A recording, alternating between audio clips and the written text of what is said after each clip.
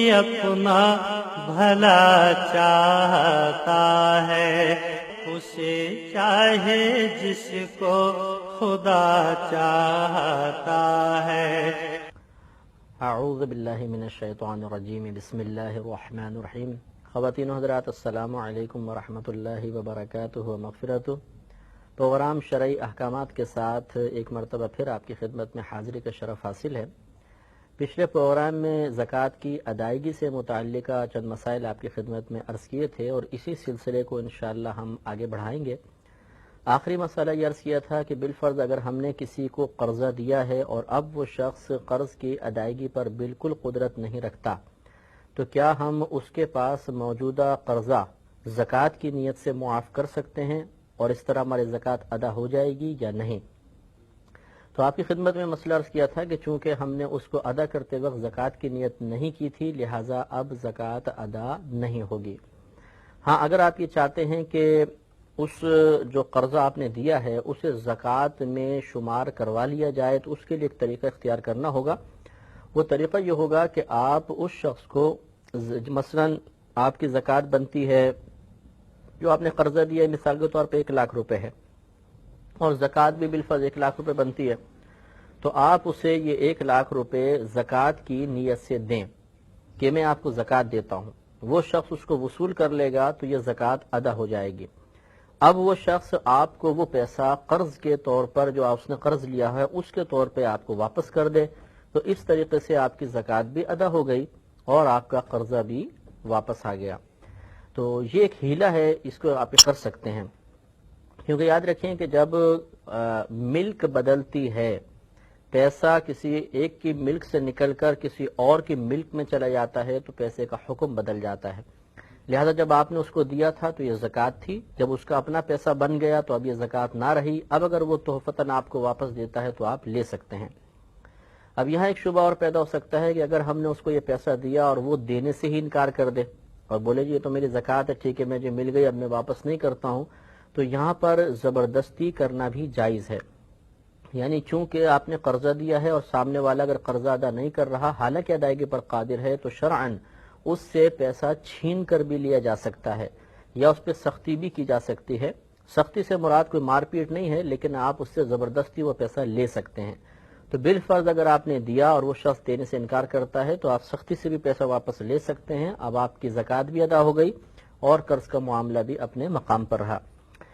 یہ بھی ہو سکتا ہے کہ بالفرض آپ نے کسی شخص کو قرضہ دیا ہے اور وہ دینے کا اقرار تو کرتا ہے لیکن ابھی کہتا ہے میرے پاس نہیں، میں تھوڑا ادائیگی میں دیر کروں گا، اور کوئی شرعی فقیر آپ سے زکوٰۃ طلب کرتا ہے تو یہ صورت جائز ہے کہ آپ اس شرعی فقیر سے کہیں کہ اس شخص سے تم وصول کر لینا، جب تمہیں وصول ہو جائیں گے تو آپ وہ زکوٰۃ لے لیجئے۔ یعنی آپ نے جو قرضہ دیا اس کو زکوٰۃ کی نیت سے اس شخص تک آپ پہنچوائیں لیکن خود ذمہ داری سے بڑے ذمہ ہو جائیں، تو یہ شرعاً بالکل جائز ہے۔ اب اگر وہ فقیر جا کر اس سے وہ پیسہ لے گا تو اس سے زکوٰۃ ادا ہو جائے گی۔ ایک مسئلہ یہ بھی یاد رکھیے کہ زکوٰۃ ادا کرنے کے لیے سامنے والے کو مالک بنانا شرط ہوتا ہے، یعنی اسی مقام پہ زکوٰۃ ادا کر سکتے ہیں جب سامنے والا جس کو آپ زکوٰۃ دے رہے ہیں مالک بننے کی صلاحیت رکھتا ہو، مالک بن سکتا ہو، تب زکوٰۃ ادا ہوگی۔ لہذا اس سے مسئلہ معلوم ہو گیا کہ اگر ہم ڈائریکٹ مسجد میں زکوٰۃ لگانا چاہیں، کسی کے کفن دفن میں لگانا چاہیں تو یہ زکوٰۃ ادا نہیں ہوگی، کیونکہ یہاں پر کسی کو مالک بنانا نہیں پایا گیا۔ ہاں اگر ہم کسی شرعی فقیر کو دیں اور وہ شرعی فقیر کفن دفن میں استعمال کر لے یا مسجد میں لگا لے تو یہ ایک الگ مسئلہ ہے کہ ہم نے کسی کو پہلے مالک بنایا اور اس شخص نے زکوٰۃ کو وہاں پر لگایا۔ لیکن براہ راست ایسے مقام پہ خرچ کرنا جہاں پر کوئی مالک بننے کی صلاحیت نہ رکھتا ہو، اس مقام پر زکوٰۃ ادا نہیں ہوگی، یہ ضرور ذہن میں رکھیں۔ ایک مسئلہ یہ بھی یاد رکھیے کہ زکوٰۃ جب آپ ادا کریں تو یہ ضروری نہیں ہے کہ اس کو زکوٰۃ کہہ کر ہی دیں، بلکہ دل میں نیت زکوٰۃ موجود ہونی چاہیے، چاہے آپ زبان سے کوئی اور لفظ ادا کریں۔ لہذا بعض اوقات ایسا ہوتا ہے کہ کوئی اپنے رشتہ داروں کو زکوٰۃ دینا چاہتا ہے اور رشتہ دار سفید پوش ہیں، ان کی عزت نفس زکوٰۃ کے لفظ سے مجروح ہوتی ہے، یعنی وہ ناپسند کرتے ہیں کہ ہمیں زکوٰۃ دی جائے۔ اس وقت آپ کے لیے جائز ہے کہ آپ نیت زکوٰۃ کریں اور زبان سے کہیں میں آپ کو تحفہ دیتا ہوں، میں عیدی دیتا ہوں، میں آپ کی مدد کرتا ہوں، یا میں آپ کو قرض دیتا ہوں اور یہ نیت یہ کر لیں کہ میں یہ کبھی واپس نہیں لوں گا، بلکہ دینے کے بعد کہیں چلیں ٹھیک ہے میں نے آپ کو یہ قرضہ معاف کیا، تو اس طرح اگر آپ کے دل میں نیت حاضر ہے اور آپ زبان سے اس زکوٰۃ کے پیسے کا یا زکوٰۃ کا نام بدل دیتے ہیں تو یہ شرعاً بالکل جائز ہے، خالصتاً زکوٰۃ کے لفظ کے استعمال کے ساتھ ہی زکوٰۃ کی ادائیگی ضروری نہیں ہوتی ہے۔ یہ بھی یاد رکھیں کہ آپ کو یہ پہلے بھی تھوڑا سا مسئلہ میں نے عرض کیا تھا کہ اگر کوئی شخص مالک نصاب ہے یعنی اس کا سال شروع ہو چکا ہے تو وہ سال ختم ہونے سے پہلے زکوٰۃ دینا چاہے تو دے سکتا ہے۔ ہاں اگر کسی کا سال شروع نہیں ہوا اور وہ مطلب یہ کہ زکوٰۃ کی نیت سے کچھ ادا کرے گا تو وہ زکوٰۃ ادا نہیں ہوگی بلکہ وہ نفل بن جائے گا۔ لیکن یہاں پر ایک مزید مسئلہ یاد رکھیے کہ ایک شخص کا سال شروع ہو گیا تھا، وہ درمیانے سال میں زکوٰۃ کی نیت سے پیسہ ادا کرتا رہا، لیکن اس سے پہلے کہ سال مکمل ہوتا اس کا تمام مال ہلاک ہو گیا، تو ایسی صورت میں چونکہ سال تمام نہ ہو پایا تھا، یعنی اس مال کی موجودگی کے ساتھ سال کا اختتام نہیں ہوا ہے، لہذا اب جو کچھ پہلے دیا ہوگا وہ سب کا سب نفل بن جائے گا۔ تو یہ ضروری ہے کہ جب درمیانے سال میں انسان زکوٰۃ ادا کرے تو سال کے اختتام پر بھی وہ مالک نصاب ہونا چاہیے۔ اگر سال کے اختتام پر مالک نصاب نہیں رہا یا کل مال ہلاک ہو گیا تو ایسی صورت میں جو کچھ درمیانے سال میں دیا تھا وہ زکوٰۃ میں شمار نہیں ہوگا۔ ایک مسئلہ یہ بھی یاد رکھیں کہ جیسے بھی میں نے عرض کیا کہ اگر کسی کا سال شروع نہیں ہوا اور وہ زکوٰۃ ادا کرتا رہا تو اس کی زکوٰۃ ادا نہیں ہوگی، کیونکہ اس پہ بھی زکوٰۃ شروع ہی نہیں ہوئی تھی۔ اب مثلا ایسے ہوا تھوڑا سا اس نے دیا اور پھر اس کا پاس مال آ گیا اور سال شروع ہو گیا، تو بہرحال اگر اسی سال کے درمیان میں مال آنے کی وجہ سے سال شروع ہو جائے لیکن جو کچھ پہلے دیا چونکہ مالک نصاب ہونے سے پہلے دیا تھا لہذا زکوٰۃ ادا نہیں ہوگی۔ تو یہاں تک تو زکوٰۃ کی ادائیگی سے متعلقہ مسائل تھے۔ اب میں آپ کی خدمت میں مصارف زکوٰۃ عرض کرتا ہوں، یعنی وہ مقامات جہاں پر خاص قرآن نے اور حدیث نے مال خرچ کرنے کی تلقین فرمائی ہے یا مال خرچ کرنے کا مقام بتایا ہے۔ سورہ توبہ میں آیت نمبر 60 ہے، اللہ تبارک و تعالی ارشاد فرماتا ہے کہ انما الصدقات للفقراء والمساکین والعاملین علیہا والمؤلفۃ قلوبہم وفی الرقاب والغارمین وفی سبیل اللہ۔ یہ 8 مقام اللہ تبارک و تعالی نے ارشاد فرمائے، جن میں سے پہلا ہے فقراء، دوسرا مساکین، تیسرے عاملین، چوتھے تالیف قلوب کے لیے، پھر اس کے بعد غارمین ہیں یا قرض خواہ ہیں، پھر رقاب کی باری آتی ہے کہ جو غلام وغیرہ آزاد کرنے کے لیے، پھر اس کے علاوہ راستے کے مسافر اور فی سبیل اللہ یعنی اللہ تعالیٰ کے راستے میں۔ تو یہ 8 مصارف زکوٰۃ بیان کی ہیں، ان میں سے ایک جو مصرف زکوٰۃ ہے یعنی تالیف قلوب کے لیے، اس کا مطلب یہ ہوتا تھا کہ پہلے زمانے میں کفار کو زکوٰۃ کے مال کا لالچ دے کر اسلام کی طرف مائل کیا جاتا تھا تاکہ اسلام کو تقویت ملے۔ وہ لوگ اس پیسے کے لالچ میں اسلام قبول کر لیا کرتے تھے اور پھر جب اسلام کی حقانیت، اسلام کی تعلیمات ان کے سامنے واضح ہو جاتی تھی تو وہ اس پر توبہ کر لیا کرتے تھے، یعنی اس ارادے پر توبہ کرتے تھے اور خالصتاً مکمل مسلمان ہو جایا کرتے تھے۔ پھر جب دور آگے بڑھا اور اسلام کو اللہ تبارک و تعالی نے عزت عطا فرمائی تو صحابہ کرام کے اتفاق سے ایسے کفار کو زکوٰۃ دینا ممنوع کر دیا گیا۔ تو 7 مصارف زکوٰۃ اب بھی موجود ہیں، ان میں سے پہلا فقیر، پہلے ان کی تعریفات آپ جان لیں۔ فقیر سے مراد وہی شرعی فقیر ہے جس کی تعریف ابھی میں نے آپ کی خدمت میں عرض کی تھی کہ جس کے پاس 52.5 تولہ چاندی نہ ہو، 7.5 تولہ سونا نہ ہو، اتنا مالیت کا تجارت کا مال نہ ہو جو 52.5 تولہ چاندی کے برابر ہو سکتا ہو، نہ اتنا کیش پیسہ ہو جس سے آپ 52.5 تولہ چاندی خرید سکتے ہوں، نہ ضروریات زندگی سے زیادہ اتنا سامان ہمارے پاس ہو، اور اگر یہ چیزیں ہوں تو پھر اتنا قرضہ اس شخص کے اوپر ہونا چاہیے کہ اس قرضے کی ادائیگی کے بعد مقدار نصاب باقی نہ بچے۔ یہ ہے شرعی فقیر، اس کو دینا بالکل جائز ہے۔ دوسرا مسکین ہوتا ہے۔ مسکین اس شخص کو کہتے ہیں جس کے پاس اگلے وقت کا کھانا بھی موجود نہ ہو اور وہ لوگوں سے اپنی حاجات کے لیے سوال کرنے کا محتاج ہو۔ تیسرے عاملین یہ پہلے زمانے میں ہوا کرتے تھے کہ جو خلیفہ وغیرہ ہوا کرتے تھے یہ زکوٰۃ وصول کرنے کے لیے ایک شخص مقرر کرتے تھے جس کو عامل زکوٰۃ کہا جاتا تھا.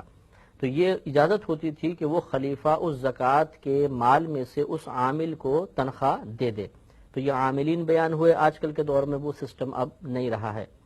اس کے علاوہ غلام آزاد کرنے میں بھی زکوٰۃ کا مال استعمال کرنا جائز تھا، لیکن چونکہ اب غلام نہیں رہے تو یہ مصرف بھی ہمارے لیے اب مطلب اس مقام پہ ہم زکوٰۃ خرچ نہیں کر سکتے ہیں. اس کے علاوہ قرض خواہ، قرض دار، مثلا جس کے پاس قرض، جس کے اوپر قرضہ بہت زیادہ ہو گیا، تو اگر وہ واقعی شرعی فقیر ہے، بہت زیادہ اس پر قرضہ ہو گیا ہے، تو اس کا قرضہ اتارنے کے لیے ہمیں زکوٰۃ دینا بالکل جائز ہے. تو اس کے لیے وہی تملیک شرط ہے، مالک بنانا شرط ہے، لہٰذا اس کو آپ مالک بنا دیں کہ یہ میں زکوٰۃ ادا کر رہا ہوں، اس سے آپ اپنا قرضہ ادا کر لیں. وہ زکوٰۃ قرضہ ادا کر دے گا تو آپ کی زکوٰۃ ادا ہو جائے گی. یا وہ وصول کر لے بس تو آپ کی زکوٰۃ ادا ہو گئی. اب وہ بطور قرض دینا چاہے تو دے سکتا ہے، کیونکہ قرض ادا کرنے کی نیت سے، کسی کا قرض ادا کرنے کی نیت سے زکوٰۃ دینا بالکل جائز ہوتا ہے. اس کے علاوہ مسافر وہ شخص، مثال کے طور پر وہ کسی دوسرے شہر میں گیا اور وہاں پر جا کے اس کا مال اپنا ہلاک ہو گیا، جیب وغیرہ کٹ گئی اور اس کے پاس پیسہ نہ رہا. اب یہ شخص اگرچہ اپنے شہر میں چاہے کتنا ہی مالدار کیوں نہ ہو، لیکن اس مقام پر یہ فقیر ہے، شرعی فقیر بن چکا ہے، لہٰذا بقدر ضرورت زکوٰۃ لے سکتا ہے. لیکن اس کے لیے بھی افضل اور اولیٰ یہی ہوتا ہے کہ یہ کسی سے قرضہ لے کے گزارا کرے اور بعد میں وہ پیسہ دے دے، اور بالفرض اگر یہ زکوٰۃ کا پیسہ بھی ہے جائز. اس کے علاوہ اللہ تعالیٰ کے راستے میں خرچ کرنا، اس میں بڑی وسعت ہے. آپ ہر مقام پہ اس مقام پہ خرچ کر سکتے ہیں جہاں پر ثواب کی امید ہو، لیکن اس شرط کے ساتھ کہ سامنے والے کو مالک بنانا بھی پایا جائے. لہذا مثال کے طور پہ اگر کوئی شخص حج پر جانا چاہتا ہے اور اس کے پاس اتنے پیسے نہیں کہ وہ حج پر چلا جائے، تو اگرچہ اس کے لیے سوال کرنا تو حرام ہے، یعنی حج کرنے کے لیے کسی سے مانگنا جائز نہیں ہوتا ہے، لیکن اگر آپ اس کو حج کروانا چاہیں اور زکوٰۃ کے پیسے سے کروانا چاہیں تو آپ کروا سکتے ہیں. اسی طرح اگر کوئی طالب علم ہے، چاہے وہ کمانے پر ہی قادر کیوں نہ ہو، لیکن وہ دینی تعلیم وغیرہ حاصل کر رہا ہے اور اس کے پاس پیسے نہیں ہیں، تو آپ اسے زکوٰۃ کے پیسے ادا کر سکتے ہیں. اسی طرح پہلے زمانے میں سامان جہاد میں زکوٰۃ کا پیسہ استعمال کیا جاتا تھا. آج کے دور میں بھی اگر آپ نے مثلاً کسی جگہ پر کوئی لائبریری وغیرہ بن رہی ہے اور اس میں دینی کتب وغیرہ ہوں گی، لوگ استفادہ کریں گے، تو وہاں پر بھی آپ کسی شرعی فقیر کو زکوٰۃ کا پیسہ دے کر اس لائبریری میں آپ لگوا سکتے ہیں، یہ جائز ہے. لیکن وہی بات ہے کہ پہلے کسی کو مالک بنانا شرط ہے. اسی وجہ سے یہ یاد رکھیے کہ جیسے مدارس وغیرہ میں زکوٰۃ دیتے ہیں، یہ بھی دینا بالکل جائز ہوتا ہے. یا بسا اوقات ہاسپٹلز وغیرہ ہوتے ہیں بڑے، اور ان میں زکوٰۃ دی جاتی ہے اور باقاعدہ مطلب وصول کرتے ہیں کہ بھئی اس ہاسپٹل کے لیے زکوٰۃ دے دیں، اس ہاسپٹل کے لیے زکوٰۃ دے دیں. تو وہاں پر آپ کو یہ کہنا ہوگا، پہلی بات تو یہ کہ آپ یہ کہہ کر دیں کہ یہ زکوٰۃ ہے. دوسرا یہ کہ وہ مدرسے والے جو بھی محتمم صاحب ہیں، منتظم ہیں یا ہاسپٹل چلانے والے ہیں، وہ اس پیسے کو ڈائریکٹ ہاسپٹل میں یا مدرسے میں نہیں لگا سکتے جب تک کہ کسی شرعی فقیر کو اس کا مالک نہ بنائے. لہذا یہ ضروری ہے کہ وہ پہلے کسی شرعی فقیر کو دے دیں اور پھر وہ شرعی فقیر مدرسے میں دے دے، محتمم صاحب کو دے دے، یا مطلب ہاسپٹل وغیرہ کے اندر وہ لگا سکتا ہے. لیکن اس سے پہلے ڈائریکٹ اگر آپ نے بغیر کہے زکوٰۃ دے دی اور وہ ہاسپٹل میں لگا دی، ڈائریکٹ لگا دی گئی، کسی کو مالک نہیں بنایا گیا، تو بہرحال ہماری زکوٰۃ ادا نہیں ہوگی. تو یہ چند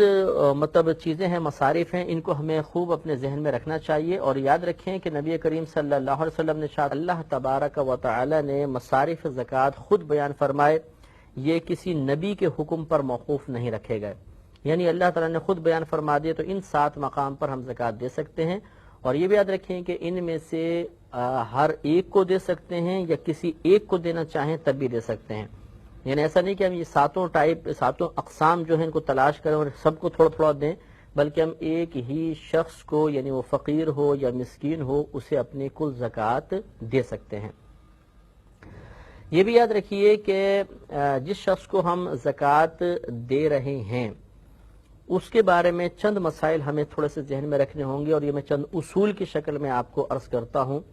کہ ایک تو یہ کہ وہ ہماری اصل میں سے نہ ہو.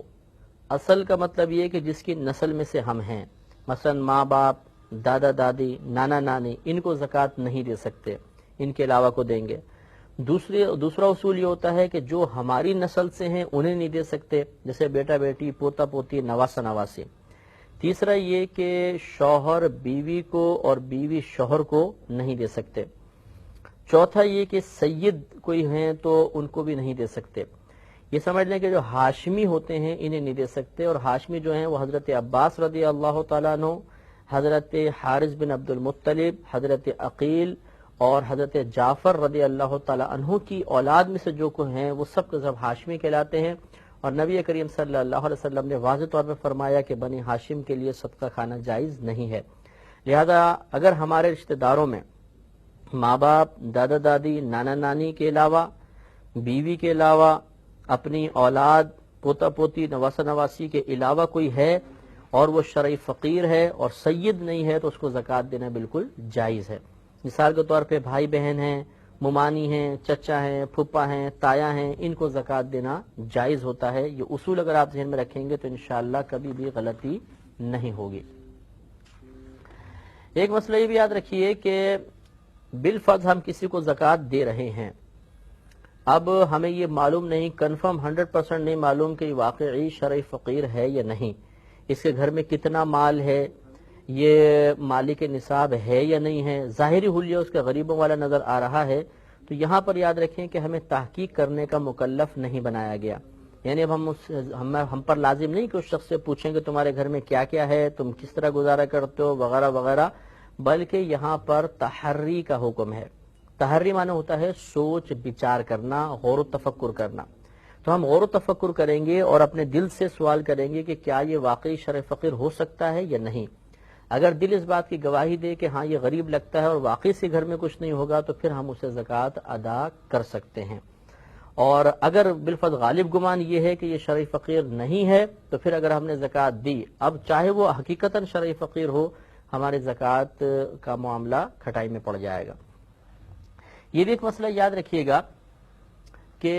بعض اوقات ایسا ہوتا ہے کہ ہمارے کوئی قریبی رشتہ دار ہوتے ہیں، مثلا ان کے گھر میں ٹی وی ہے،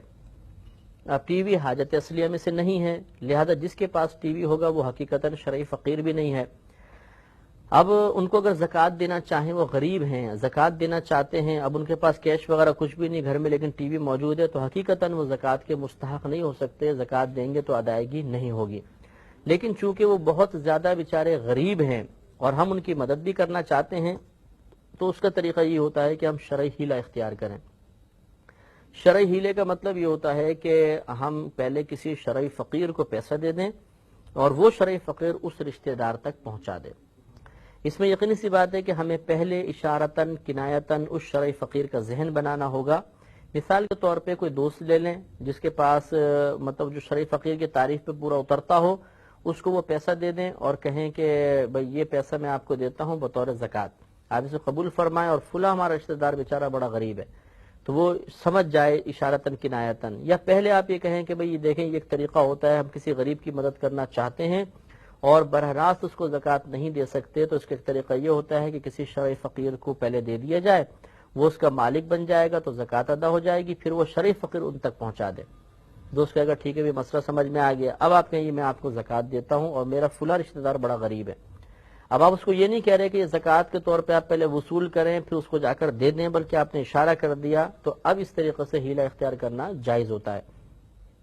اور اس کی دلیل اچھی طرح ذہن میں رکھیے کہ نبی کریم صلی اللہ علیہ وسلم کی بارگاہ میں ایک مرتبہ کچھ کھجور ایک صحابی نے پیش کی، آپ نے پوچھا یہ کیا ہے، تو انہوں نے بتایا کہ یہ صدقے کی کھجوریں ہیں، یعنی کوئی کفارہ وغیرہ تھا یا زکوٰۃ بطور زکوٰۃ تھی، تو نبی کریم صلی اللہ علیہ وسلم نے ارشاد فرمایا کہ ہمارے لیے صدقہ کھانا جائز نہیں ہے۔ ان صحابی نے وہی صدقے کی کھجوریں ایک قریب غریب صحابی تھے ان کو دے دی،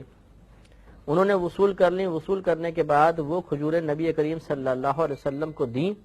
نبی کریم صلی اللہ علیہ وسلم نے اب وہ کھجور اٹھا لی، تو کسی نے پوچھا یا رسول اللہ صلی اللہ علیہ وسلم کہ یہ تو صدقے کی کھجوریں ہیں، تو آپ نے ارشاد فرمایا کہ ان صحابی کے لیے صدقہ تھا اور میرے لیے تحفہ ہے، یعنی جب یہ کھجوریں ایک شخص کی ملک سے نکل کر ان کے پاس پہنچی تو زکوٰۃ ادا ہو گئی، اور جب ان کے پاس سے میرے پاس آئی تو اب یہ زکوٰۃ نہیں تھی بلکہ یہ تحفہ تھا، اور میرے لیے تحفہ بالکل جائز ہے۔ لہذا معلوم یہ ہوا کہ اگر ہم اس طرح کسی مدرسے میں دینا چاہیں، کسی ادارے میں دینا چاہیں، کسی ہاسپٹل وغیرہ میں دینا چاہیں تو پہلے اس طرح کا شرعی ہیلہ اختیار کرنا ضروری ہوتا ہے. لیکن اچھی طرح یاد رکھیں کہ شرعی ہیلہ اسی مقام پہ اختیار کریں گے جہاں پر بہت شدید ضرورت ہو. ایسا نہیں کہ ہر چیز کے لیے ہم ہیلہ کر لیا کریں، یہ بات مناسب نہیں ہوتی ہے. اور آخری میں یہ عرض کروں گا کہ بسا اوقات انسان زکوٰۃ کو ادا کرتا ہے اور ادائیگی کے ساتھ اس میں اپنے کچھ نفع ملحوظ رکھتا ہے. تو یہ ہم نے زکوٰۃ کی تعریف میں آپ کو پہلے بتایا تھا کہ زکوٰۃ کی تعریف ہی یہ ہے کہ مال مخصوص کو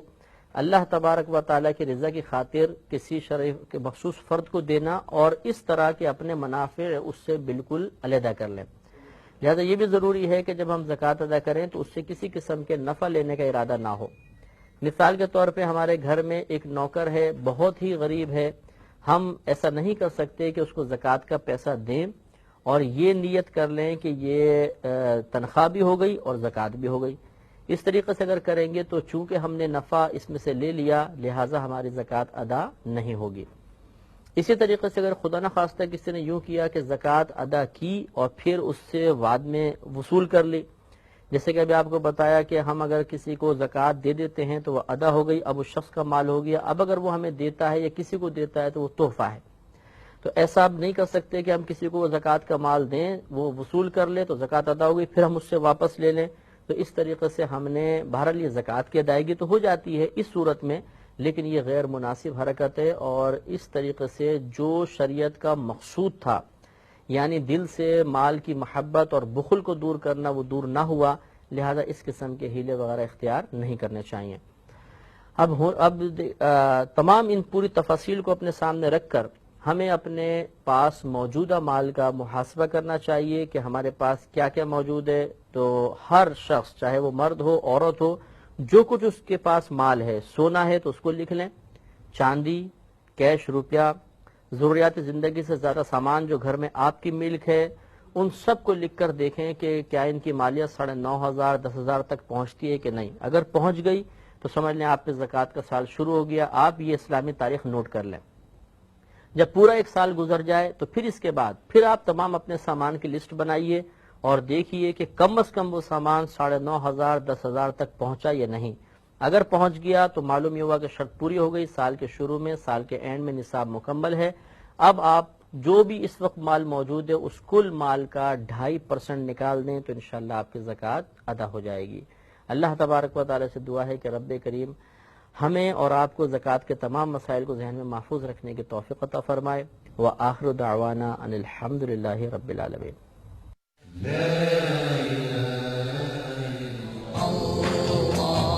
اللہ